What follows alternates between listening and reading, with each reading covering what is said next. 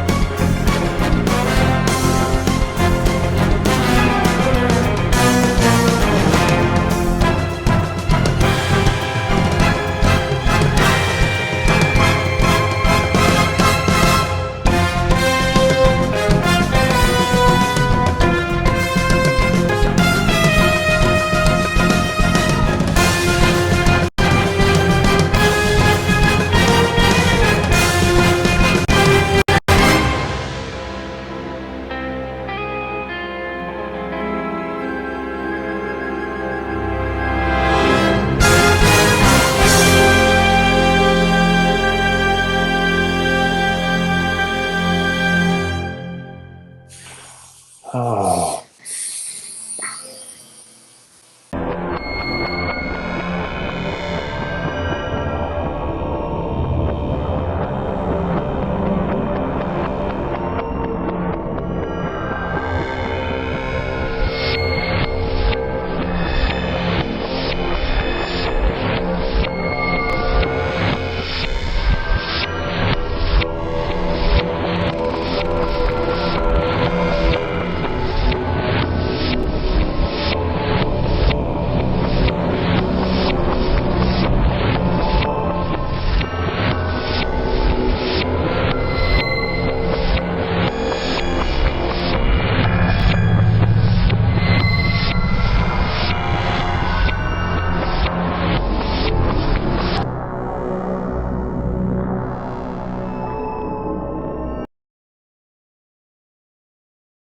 Hey everybody, we're back. Oh, So that noise you heard in the background, that is Turk in his shop. We're gonna bring him up just in a second here. Make sure you stick around after the show. We're giving away a ticket to the Worldwide Tattoo Conference, and we'll be debuting the Jeff Gogwe Geisen collaboration Part 4 of 4 video. So, without further delay, here is Turk. Hey Turk, hi. thanks for being patient and coming on the show with us. No problem. I actually was just looking at your guys' website and I thought it was hilarious that there's a picture of a tattoo, a picture of me, and then a picture of hot dogs. And I was saying, you guys know me pretty well. Well, yeah, but Rebecca, our segment producer here, does her research. Good. Well, you don't have to dig too deep to find out that hot dogs are my favorite thing. So I didn't really want to dive into the hot dog thing, but right away. But I'm going to. Why? What's the deal with hot dogs? Oh man, when I was an apprentice and just being a single dude and everything, like living alone for a long time, it's just the easy thing. I'm not a good cook or anything, so I cook the easy stuff. And so hot dogs, or boil some noodles and put a can of chili on it or something like that. That's pretty much all I need. So my wife is a fantastic cook. She makes me all these amazing dinners and everything, but she can tell even when I'm eating it. She's like, "You would rather have a hot dog, right?" And I'm like, "Yeah." All right. So are you a natural casing guy, or are you like a Red Hots guy? What kind of hot dogs do you go for? I don't discriminate. Really? Yeah. I don't really necessarily have a choice. I know that there's a really good East Coast company called Thuman's. That's one of my favorite ones by and far. But I'll go Hebrew National. I'll go like whatever the store brand is. I'll eat one from fucking AM PM. It doesn't matter. Like Now, all right. just Now, what about give me a hot ballparks, dog man? in a bun and I'll eat it. Yeah. Because Yeah. like Oscar Mayer ballpark, those hot dogs they're just not the same as a good like store made natural casing blue seal style hot dog. Oh, you're totally right. But in a pinch, I'm gonna eat a hot dog, man. Like it doesn't matter. Like if you're like, hey, if you wait 20 minutes, I can get you some of the best made hot dog ever, or you can have this hot dog that's questionable right now. I'm gonna go with the right now hot dog. That's just how it goes. I respect that, man. That's cool. All right. All right. Well, enough about hot dogs. Good. But I'm glad we got into that. So you're at Left Hand Black in San Diego. Yep. How long you been there? We opened on July 13th of 2012 on a Friday the 13th. So Has you brought you good luck? it sure has. Yeah, it's been great. We got our 3-year anniversary coming up here in July, and we're pretty stoked about it. It was kind of weird in the beginning. Like I kind of worked by myself for a long time, even though I left the private studio and opened it up into the bigger spot. I was being real picky about who I wanted in here, so it was kind of weird for the first couple months because people would come in expecting to get a walk-in, and I'd be like, "Oh, sorry, it's just me, and I'm booked for this long." But look how cool it is, Like it was, but it was, it took a while to get the crew the way I wanted it, and but I'm pretty happy with the way it is right now. So when looking for artists to join your shop, what's the interview process like? Do you find artists that you like, that you see their work, and then kind of pursue them, or do you let people come to you? I mean, if I see something that I think is really good, and they've expressed any kind of interest in leaving where they are, yeah, I might try to talk to them or something. But for the most part, I let people come to me. I don't think I've actually, barring like one or two people, and that I won't mention, but that I've actually like asked them. Pretty much everyone has come to me, and I'd say out of the, you know, I don't know, probably 50 people that ask me, like, I only pick the people that I have. You know what I mean? Yeah. Like, and well, we had a couple turds, of course, in the punch bowl that we've already shooken loose. But we were able to filter them out. But I mean, those people kind of did it to themselves. I'm a real easygoing dude. I fancy myself as pretty easy to work for, but there's just a couple issues that some people have that don't play well with everyone else, so Sure. they got to go. I mean, there's again, you're gonna without find every getting kind into of character. specific. Well, Yeah, yeah. You're gonna find every kind of character in the tattoo shop, and eventually. I mean, this business, man. I mean, I've been in it like 17 years now, and I mean, I've met every kind of person you can think. You know what I mean? But how many of those people do you want to actually like sit with every day? That's a different ball game, Absolutely. So, And you're kind of fortunate that you can choose who the guy next to you is. Some guys can't.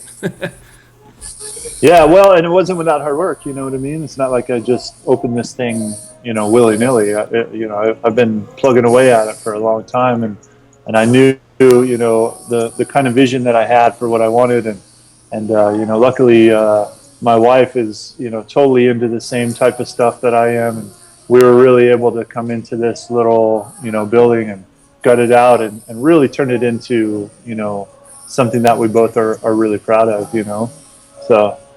Well, from the very small bit that I can see, your little your curio cabinet there, it looks pretty awesome. Yeah, this is just where you like pay for your stuff. Underneath, like the countertop here, there's like big giant showcase with crazy weird taxidermy and old Knights Templar stuff. Like I'm big into Masonic stuff. Have you been to Italy?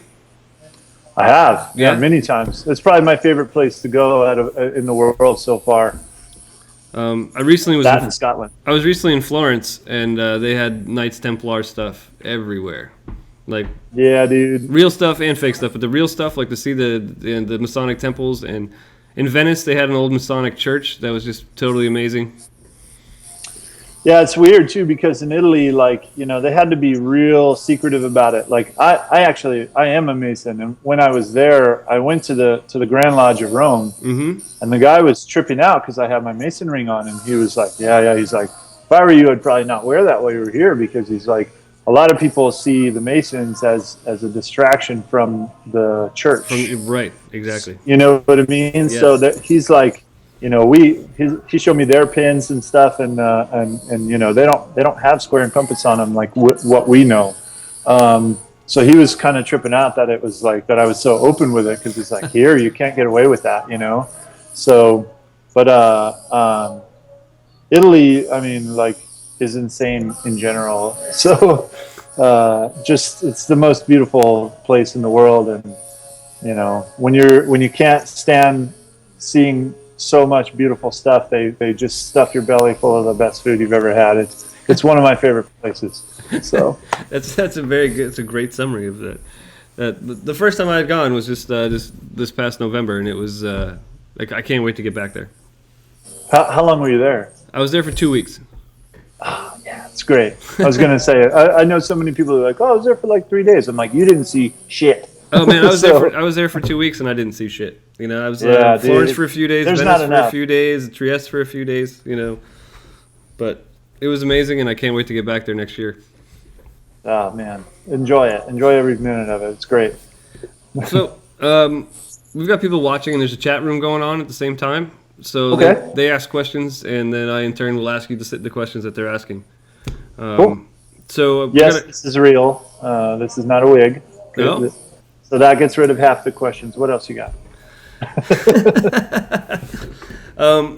This one says, how do younger artists know when they should be tattooing at tattoo conventions? Do you have advice for anyone that wants to start tattooing at conventions?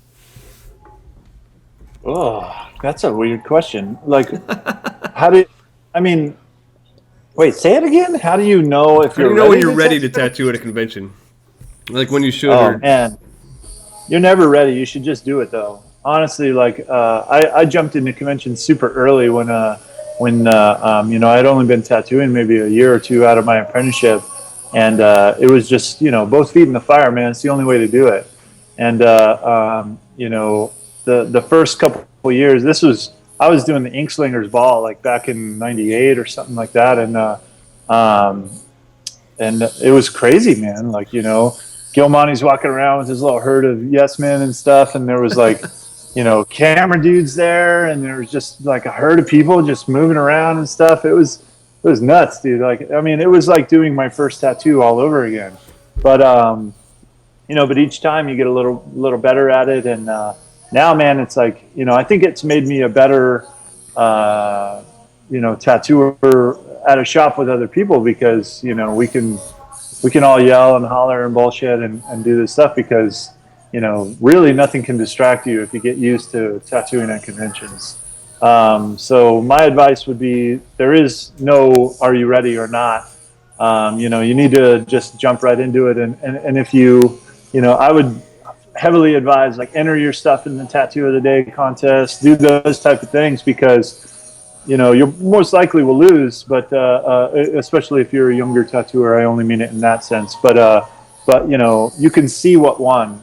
You can go and look at the people who did win, and you can really kind of say, oh, okay, I lost, but look at how beautiful this piece was. This is why I lost. I never take a loss or anything like that personally because I just see it as a chance to grow, and I think every young artist needs to see it that way rather than be like, oh, I suck. You know what I mean? Like, you shouldn't like beat yourself up over something as stupid as that. Like, I don't know. that's a great answer. I think a lot of people need to hear that kind of stuff because people are afraid to go to conventions because they put themselves in the middle of a hall surrounded by other artists that they idolize and hundreds and hundreds of people streaming by the whole time. Yeah.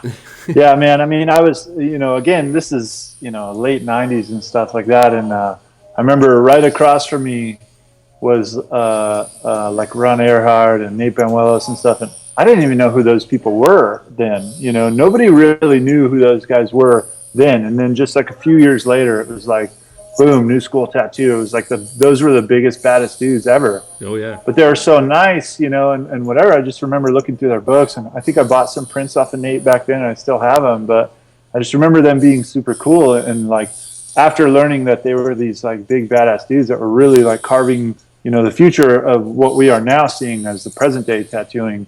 I mean, it was really nice to know that they weren't dickheads. You know what I mean? Totally. Because they totally could have been. You know what I mean? They totally could have just been total jerks. Like, but they were just super sweethearts, man. And it really, that's another reason why, like after all these years, like I've never been known as like a salty tattooer or nothing because you never know, man. Like any of these dudes they're going to be the new what next. And I'd rather them say nice things about me than bad. Sure. And You know? you're never gonna get anywhere being a dick to everybody either. You never do. You know Yeah. what I mean? There's plenty of guys like again. I don't want to get into any specific names about Oh that. no, I'm no not I trying to wouldn't. start. I wouldn't even. Yeah, I wouldn't even attempt to ask you to name anybody. yeah. But I mean, it's those people are they're still salty and they're still complaining and all that stuff, and they never really grew because they thought they deserved to be here because of time or whatever. You know what I mean? Sure. So it's ridiculous. Yeah, it's just gonna hurt. Whatever. It's only gonna hurt them. Exactly. So. Hey, so can you tell me a little bit about your time in Scotland? You were just there not too long ago, right? Oh yeah, dude! Scotland is quickly coming up as one of my favorite places in the world. Because you're a golfer. No, I've never golfed in my life. I'm joking. Yeah, no, it's. You're just like walking around, and you're like, "What is that?" Oh shit! It's a castle. It's been there for like 2,000 years. You're like, "What, dude?" Like, it's crazy. Like, to find out like how involved they were in like in tons of society type of things, and again, like I'm in the Masons, like I said earlier, so I went to the oldest like Mason lodge in the world is there. It's built in 1140, and Whoa. it's still there. And you're like, what? You know, like how is that possible? Like this thing predates our country by like 600 years, you know, like Yeah, that's it's nuts. yeah, dude, it's crazy. You know, and we have pictures of our son like asleep in the like on my wife's back in a backpack at like the Urquhart Castle that was built in like 600. You know, you're like, this is nuts. You know, but and it's just beautiful, and the air is like it just everything about it is insane. Like the Highlands and everything. I mean, there's areas that look like no one has ever stepped on them. Like that's not something I've ever seen here. And You know what I mean? and Like, that's coming from someone who lives in one of the most beautiful places in our country. Like you know, most people are like, "Wow, man, San Diego is one of the most beautiful places I've ever seen." And for you to yeah, go there San and be Diego. like, "Whoa, fuck yeah!" Well, it's the grass is always greener. You know what I mean? Like we're in Scotland talking about how much we love it, and they're saying what you're saying, which is like, are you kidding? Like, you know, my friend James that owns Main Street Tattoo out there was telling me I was like at his shop, like hanging out, and it started snowing, and I was like, whoa, check it out, it's fucking snowing! Like this is crazy. And it wasn't until like later when we were having dinner that night, he's like, oh, I get it now. He's like, it took me a minute to figure it out, but you don't see snow. Like you don't see it just randomly start to fucking snow like it Right. does here. It's like, so you were just like tripping out because you don't ever see it change from that, you know, which he's right. You know, I mean, I lived in Maryland like in like 2000 and stuff. So I've seen snow, but I mean, that hasn't been in, 15 years. So Man, it's like, you should have it's been crazy here. to You me. should have been here this winter. We got 8 feet. Oh, geez, man. I've been reading about it for sure. You guys got brutalized. I remember actually, I did a guest spot off the map, and I want to say in like 2009 or 10 or something like that. And Gabe probably knows, but or can remember. But I had just shown up like after the snow, and nowhere near as bad as what you guys got. But that was like one of the first times I'd ever like spent like a good amount of time in a lot of snow. So it was just like, this is a lot of snow, like, I've so, gotten but pretty yeah, used to it. we don't have that here. Like here, our winter San Diego winter consists of it rains for a week. So Right on. Hey, there I've you got go. another question for you from the chat room. Sure. And feel free to answer this in any way you want. We get this question This quite a bit. sounds good. Thoughts on reality TV shows, and would you ever consider going on one? Oh man, all of my clients ask me about if I would ever go Yeah. on a tattoo reality show. Like I said, it's a When question we joke get around often. about it, oh man, I gotta say it is a guilty pleasure. I watch Ink Master like crazy. Not necessarily because I want to be on it or anything like that, but just because this is gonna sound weird, but like it's amazing to me like the delusions of grandeur that some of these artists have. Sure. Like some of these people, like I mean, you have to know that the guy who is self-taught out of his house is not going to beat somebody who's been tattooing for X amount of time. I don't remember what season that was, but there Sure. was some kid that like he just was tattooing at home. And you're like, you shouldn't even be in the ball game. Right, and then you The put him what up I against dislike about it- against Jesse Smith or Yeah. something, you know. Yeah, dude, like, come on. Justin Smith is a fucking badass. There's no way some kid out of his house is going to beat that guy. Right. But the producers, they see it as this is good TV. So we're going to put him on because, it's going to make the good artists clash with this guy. And it's like, I wish they would get rid of the this is good TV and actually have like a legit competition. When they show the 17 people, like all of us who've been tattooing a long time, can see who the top fucking 4 or 5 are going Sure. to be, just like that. Like the old, You know what I like mean? the old Tattoo Wars. Did you ever see any? Yeah, of that Like, was a good show. It's a really unfortunate that one didn't pan out because that one started to get a little loose too, though. Like, and Sure. let me explain.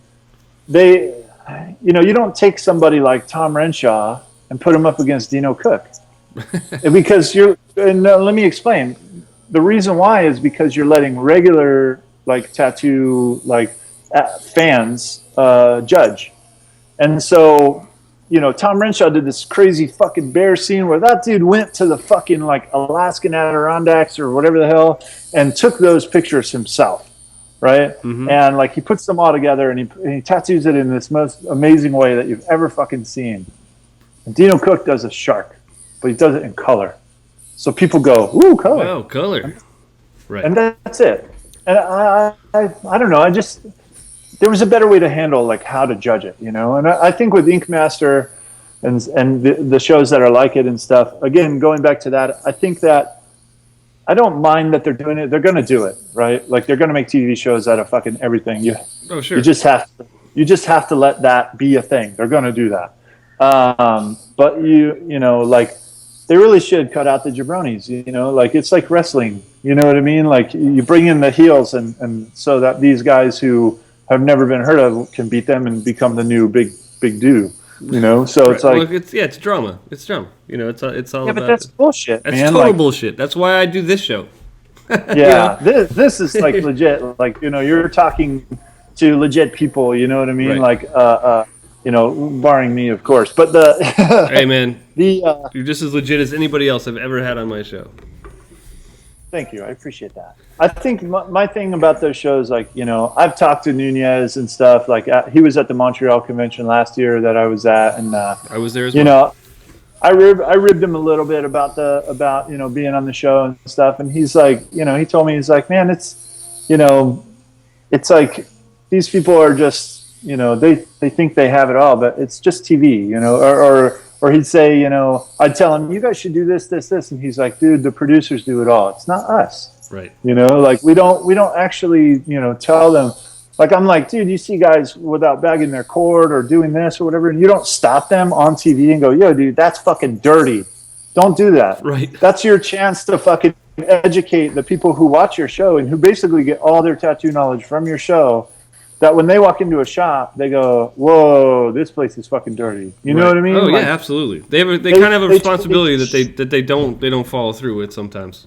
They don't follow that, and that really bums me out. But about going on the shows and stuff, like I think if they ever asked me to be like a guest judge, I totally would do it because I feel like I've been tattooing long enough, and like I have some bit of something to where I could come in and tell you like this is fucked up and this is why, but I would never put myself into a position like that, because I know what my limitations are. You know what I mean? Like I don't think that I'm a master. Like you know what I mean? Yes. Like I think that like if you look at my stuff, you're gonna say, oh cool, the dude does bold lines, heavy black stuff. You can tell there's a bit of like traditional background in there and stuff like that, but way past that, like kind of now. But if you ask me to do a portrait, I'm gonna be like, no. You know what I mean? Right. Like I don't do that. Like the guy Ralph that's coming up, or maybe he's already gone. I don't know. No, he's coming up after you. Jesus, man, I was looking at his stuff. He is awesome. Yeah. Like you know what I mean? Like his world. stuff is insane. But if you handed him like one of my like crazy things, he might be like, I don't do that. Like, what are you talking about? You know what I mean? Like, I just feel like the people who go on those shows, like, you really think you're a master, bro? Like, you really think you're the fucking king shit of fuck mountain? Like, that's not how it works, I think people are just trying to make a name any way they can, because as you've seen in the last 17 years or so that you've been tattooing, there are more and more and more tattooers. There are more tattooers than you can have a shop to put them in, Yeah, that's true. So people are just trying to make a name, Yeah, I think it's just unfortunate that this is the way to do it. You know what I mean? Like that. There's some of those dudes that I'm like, man, if I ever saw that dude at a convention, I'd punch him right in his face. But it's like I won't. But the thing is it's just like seriously, like really, man, like I don't know. Maybe you're right. Maybe they are just like, hey, man. Love me or hate me, I got big exposure out of it. That's all that matters. If you're doing it for that reason, like I guess it's okay. But no, it's definitely not okay. I don't think. I'm just saying that's why they're doing it. I definitely wouldn't defend anyone who's doing it for that reason. Because I personally think that's bullshit. But I mean, I think that's that's why a lot of the guys are in there. But I don't know. Yeah, I don't know, man. I think my favorite episode of Ink Master was when Seth Safari came on and was like, "Here, build your own fucking tattoo machines," and people were sweating. Yeah, I I'm like, loved "Are you that. kidding?" Fucking 17 years ago, like when I was doing this, like I was fucking learning all of that shit. I would be like, "Hand me the bag, motherfucker. I'll do it." You know what I mean? Yep. Like I know people now that are like, "What's making needles? What is that? I Like, was what do you I, mean? I We'll was just order them and astounded. they show up." I was Like, astounded by that episode when half the artists couldn't put a machine together that would even work. You know, it's like dude, it's holy amazing. shit, you don't know your own Yeah, tools. that blows me away. Yeah, exactly. Or or the big rotary trend of Sure. 2015 or whatever. Like it's the same thing. It's been an ebb and flow forever. The industry will always be that way. And I think when it's our responsibility as the people that were taught properly to teach properly. Like should the occasion ever arise, I'll make sure that whoever comes out of my line they're going to be making 100 needles a day like I did, and they're going to be building tattoo machines, and they're going to be cutting their fucking fingers. They're going to be fucking themselves up because that's how you learn. You know what I mean? Like Right. you don't just read the manual of a lathe and walk up to it and do it. Like you have to do it. So I think that's I think that right now we're seeing a big boom of the stuff because of TV and all those things, but big boom of tattooers. But the strong will survive. The people who were taught the proper respect and everything will continue to chip away, and the rest will just fall off. Yeah, I would agree with that for sure. So the chat room would like to know what other mediums do you work in? I know you were kind of a illustratory kind of person or before your tattoo life, yeah? Sort of concurrently? Not professionally, Yeah. not professionally, but concurrently. Yeah, I mean, I used to do some graphic stuff with some big merchandise companies, and I've done some designs for Danzig and Gorgeous Frankenstein, and I've done Macbeth shoes and stuff. I've done stuff like that, but at the same time while I was tattooing, like I basically before I started tattooing, I was just drawing in books, and then when I became a tattooer, I learned the medium of watercolor because of its importance to how tattooing is as well. Like I think watercoloring and tattooing are all almost the exact same thing. You have to really, really have a game plan about how you're going to go into it, or you're going to fuck it up. And there's really not a way to fix it. Right. So I really enjoy watercoloring because I feel like it hones my skills as a tattooer better. I do all my lines with a brush. I don't do microns and stuff like that, so it keeps my hands super steady. It, you know what I mean? It's one of those things that, again, if you don't really know what you're doing, going into it like a tattoo, it's gonna show in the end. I also do acrylic and computer crap and whatever. I just was drawing. I got one of them Wacom tablets and I've been screwing around with that. What do you think That's of that been a lot of fun. It's crazy. It's crazy. Like I haven't learned all the crazy settings yet, but I mean, like I made a T-shirt like design in like a day. That's like not yeah, I'm used to like doing it all on vellum and then scanning it at 600 and I used to have to do Streamline. Now Illustrator has all that crap built in, but it's like Streamline doesn't even exist anymore. No, it doesn't. It's streamed its way out, but yeah, I mean, I do acrylic and all this other stuff, and I've been hearing from some people that I should start messing with oils and stuff, but I don't know too much about it, so I haven't done it yet. But It's a lot of fun. but I definitely think that that I could go that route, and I think with my new schedule this year is 3 weeks on, 1 week off every month. And so I'm going to have more time to actually paint because I want to, not because I have a deadline. So I think you're going to start seeing my experiments here pretty soon. That's got to feel pretty good to be in a spot where you can do that, where you can work 3 weeks and then focus on other things for a week. That's got to be a pretty good feeling. It is, yeah, and again, I owe that to my crew and obviously my wife as well. Like takes a lot of the running the books and all that stuff off of my shoulders. So it really gives me a little bit more time to stay stay into it. It's real easy to burn yourself out in this industry. So luckily, have got myself into a position where I can do that now, and I'm always super appreciative of that. So I've got one more question for you from the chat room, and then I got to wrap it up and talk to Ralph. all right. But I don't want to cut you off. We'll have you back again sometime because I'd love to talk more. Oh man, anytime. I did one of the interviews with the Tattoo Fight Club guys. Yeah, and I was like, man, once you get me started talking, I'll talk forever. So just so anytime you want me back, just let me know. I'll absolutely, man. I would. You're welcome back anytime. It's been great talking with you so far. If I didn't have Ralph coming in from Germany, who's up at 3 a.m., I would talk to you until 11 o'clock. Cool. But so the chat room would like to know, because we were talking about watercolor a little bit, what do you think of the new abstract watercolor style tattoos that are kind of trendy, and do you think that's going to last? Like, do you think they'll hold up over time? The short answer is no. Right. We all know it's not going to work.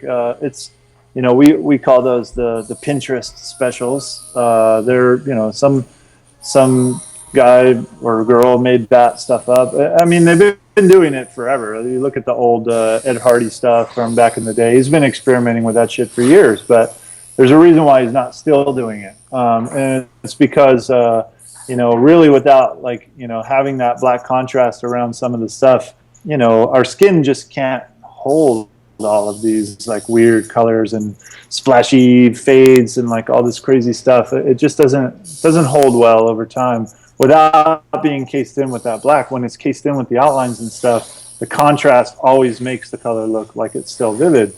Without it, it just looks like a fucking burn or something weird. You know what I mean? Strange bruise or something. Yeah, so and some of them, are these weird chartreuse with these kind of things, and you're just like, man, that's gonna look like shit. There's a good reason why dudes that have been tattooing a long time aren't cashing in on that shit, and it's because we care more about what we're doing. I think and so do I think that that they'll last? No, I don't. So. Yeah, as tattoos age, they all get a little fuzzier. They get a little wider, lines spread, and if you don't have a solid line, and it's just random colors, you're not gonna have any definition at all. Yeah, I mean, look at the guys I remember in the late '90s or in early 2000s, people were getting into the big comic book stuff. They were trying to line all those crosshatch kind of things. Mm-hmm. And you look at some of that crap now, and it's just mud, dude. It's really bad. You're right. Things do bleed. Your skin ages with your body, things like that. And it's even my own work is part of it. I'm not saying I had this figured out fucking years ago. It's there definitely was a time where I was trying to pack every little crack and cranny into my little weird fucking skull dudes and shit. And then it's if you look at it again now, they're expanded out. Only the important shit is there, because I really, really pay attention to what I put out and what it looks like after a while. And so it's very important to do that. Show me one fucking watercolory tattoo that 10 years that was done 5 years ago, 1 year ago, or whatever, and it still is wow, fucking good job. It's not gonna happen. I guess one saving grace is it'll be easy to cover with some nice bold line work. That's right. And when you need that, you go to www.lhbok.com. I got one more quick question. I'm running out of time, but I wanted to ask you this. What's up? You've recently had some work bitten from you, and I don't know if we want to address that or not. But I think it's bullshit, and I wanted to give you a chance to call bullshit on it because. It's bullshit, man. I think, Jeff Sturzik from Red Letter One, he commented the best thing. He's 20 years ago, you would have had your fucking hands broken for this shit. and that's, you know what I mean? I think that there's a lot of people that, I spoke to the artist who whose name was on the side of it and claimed it as their own. And they were like, "Oh, it was just an image I found on the internet," and I said, "Bullshit! It's been doctored." You know what I mean? You took the MTL off of it. Right. You took the letters off. You know what I mean? Like I did this painting like for my friends Pierre and Val that run the Montreal show, which is one of the best like North American conventions, and if not the best, in my opinion. I've never been to your guys' conference things. One of these times I'm going, I swear. I thoroughly enjoyed Montreal too. Let me say Canada. You know, Pierre was great. Like, you know, I mean, Montreal is wonderful. I would go there every year. Pierre's great, man. Like those guys they're the best. But so anyway, you know, it's like you took it, you modified it, whatever. And I was like, the shit of it is that you're a fucking artist. Like you do tattoos, like albeit bad ones. But yeah. But why didn't you just make your own thing? Or you have a convention with like, you know, 40 or 50 fucking like other artists that are actually going to be there. Like, why did you take my shit and then put your name on it? You know, it's really crappy. But I'll tell you, it was really easy thing to sum up because. You know, I contacted Facebook's intellectual property department, showed them, you know, look, man, I have a copyright on this thing that dates back to 2012, and you know, like, and whatever. We sent letters of intent to like Monster Energy, Soul Beer, every sponsor on there, and was just like, you know, this person is stealing our art, like, you know what I mean, like, and so everybody, you know, had sent me back letters saying that they're withdrawing all sponsorship for this stuff. Like, so if it does continue on as a convention, it's going to be a pretty shitty one, which you would imagine anyway, because you know, because they don't have an artist that can make their poster. You know, well, if the person in charge is a fucking crook, what do you think they're going to do to the artists that are there? You Absolutely. know what I mean? Like that kind of shit gets found out. You know what I mean? Like, I mean. That thing is in Cyprus. Like, do you know where Cyprus is? It's a fucking island by Syria and Turkey. Yeah. Like, you know what I mean? Like, somebody from there saw that they were taking something from me, and they emailed me and told me, this convention is stealing your shit. Like, A, I was stoked that somebody who lives out in the middle of fucking nowhere knows who I am, but also B, you know, but at the same time, I was just super sad. I was like, sure. Dude, I love art so much. You could have asked me like, "Hey, do you have something? Could you do something for our convention? We love your stuff or something." I would probably make time to do it because I just love doing it that much.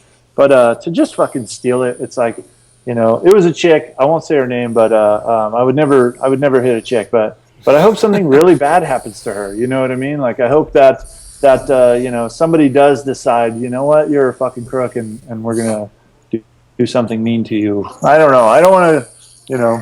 We don't want to wish violence on anyone, you know. Yeah, that's the thing. It's like I don't know. We can wish failure on her, for sure. Well, that's it. That's imminent. You know what I mean? This is how you start your career. Like that's imminent. You're gonna end badly. You know.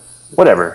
It's over, luckily. But this is not the first time it's happened to me where artwork of mine has been stolen and used for other stuff. So luckily now everything is like. I copyright shit and do all this crap, so I have like the legal shit to just be like, boom, take it down, and that's it, man. Like, you know, moral of the story: do not steal. You know, yeah, don't steal. I don't know if you know, you can't tell by this, but I'm 6'9" and 280 pounds. Like, I will fuck your shit up if you steal from me. You know, not necessarily in a violent way for you guys. I would never ever make that mistake. Yeah, but I've seen you in person, so you know.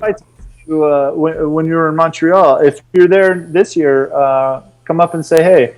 I did, right? Because you gave me the booklet. Yeah. Oh, I fucking remember now. So, yeah, but next time, let's stand next to each other, and we'll post a picture of that on your website. People can see. I took a picture with Big Me's. I took a picture with Big Me's recently, and he's like, man, around you, I think I'm just Me's, like, because they're just too big. You know? So it's pretty good. Well, hey, Turk, thank you so much for joining us, man. No problem. Thanks for having me. I hope that you do have me on again. Absolutely. I love about everything I know about this industry that we all love so much. So. Well, you know, I'm a musician, and we didn't get to talk about music at all. So I definitely want to get you back so we can talk music. Because that's one of my passions. I love that too. That's my other passion. Yeah. Right on, man. Thanks again, and we'll talk to you soon. All right, man. Take it easy, guys. Say hey to Gabe for me. I know he can hear me, but yeah, he can hear you. All right, man. All right. See ya. Bye.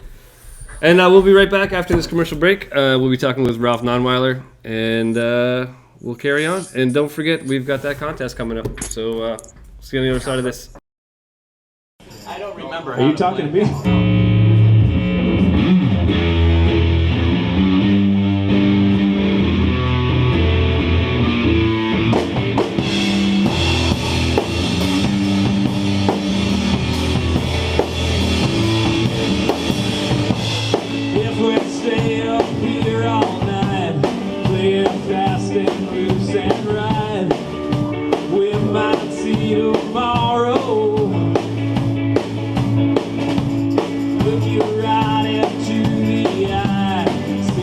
Chorus full of lies. We might see the future.